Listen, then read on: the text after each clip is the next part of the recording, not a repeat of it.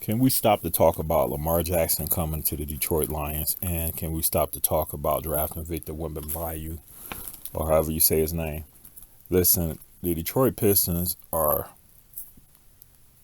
going down the right road as far as being successful. Is playing team basketball. Troy Weaver's putting together something great.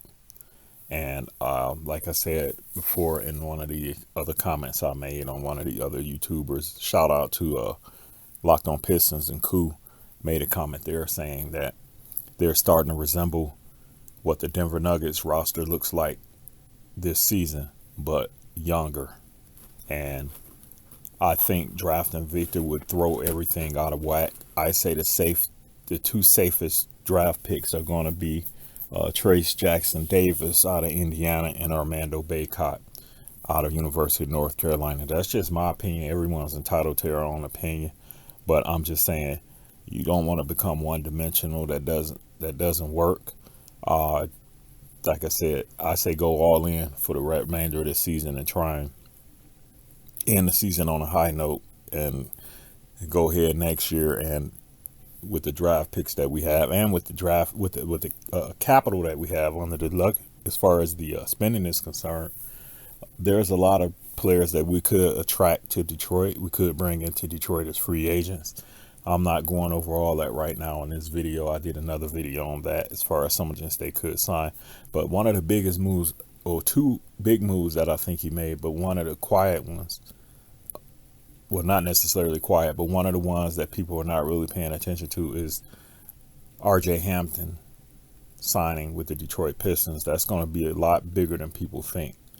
So remember, you heard it here from me, and there's been a few other people in comment sections that have said that as well, that adding RJ Hampton is going to be a big plus for the Detroit Pistons. So the one thing that I do want to say, and it's not all Detroit Pistons YouTubers, I love all you guys out there. That's what you do full time. That's your thing.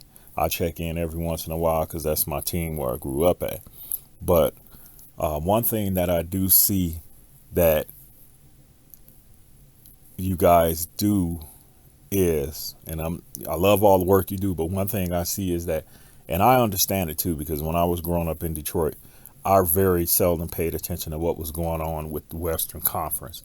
But being out in the Western Conference area, I see a lot of things that you guys don't see being on the East Coast as far as basketball is concerned.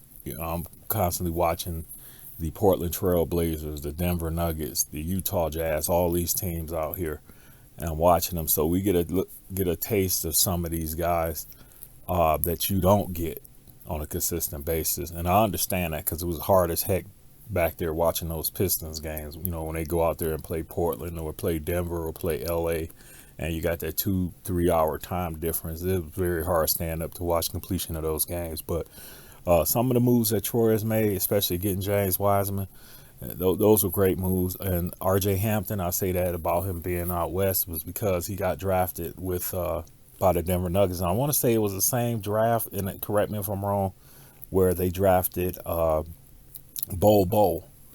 And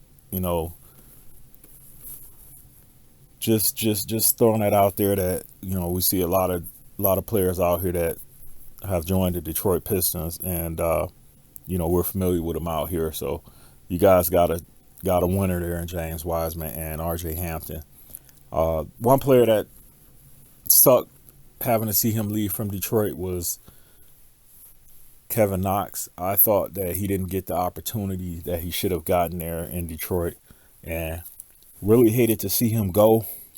But there's a possibility they could re-sign him in the off season. I think he's a free agent coming up, maybe not. But if he is, I say bring him back on the Detroit Pistons roster as well.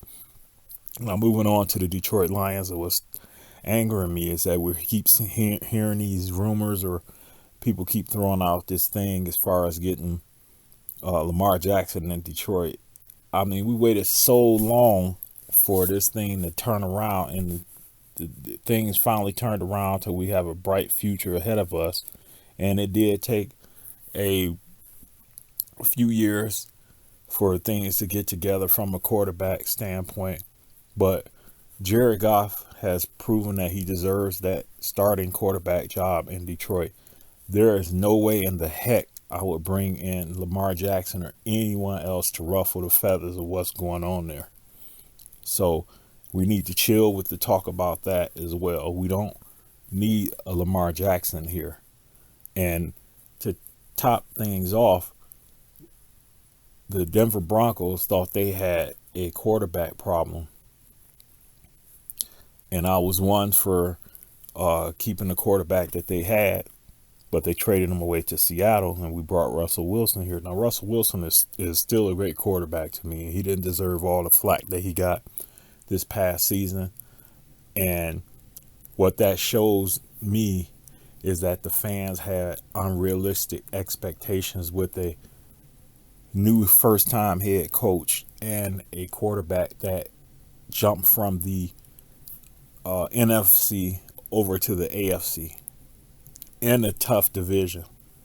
So some people didn't take that in consideration, and I'm saying that because you're going to wind up doing the same thing, basically bringing a Lamar Jackson into Detroit. Your expectations are going to be high, and then when it doesn't work out the way that you fans thought it would work out, you're going to be screaming for his head, and we'll be hearing these, oh, we should have kept Jared Goff conversations. So just need to chill with that. What we do need to do as far as a quarterback is concerned is get a couple of quality backup quarterbacks that are able to step in, and if they can't win the games for us, at least they can hold down the fort for a couple of games, 2 or 3 games, but I take that back.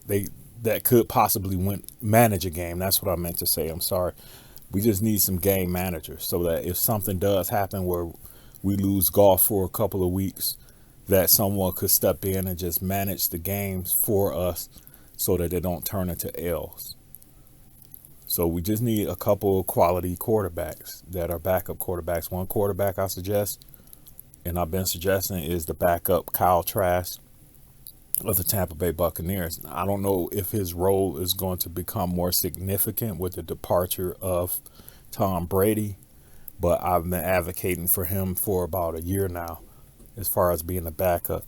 And also the quarterback they should be looking at drafting is Tim DeMorat out of Fordham.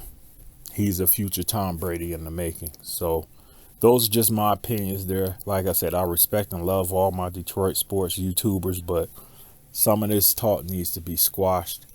And we'll go from there and see what happens with the Detroit Pistons for the remainder of the season. And thanks for listening. Y'all have a good one.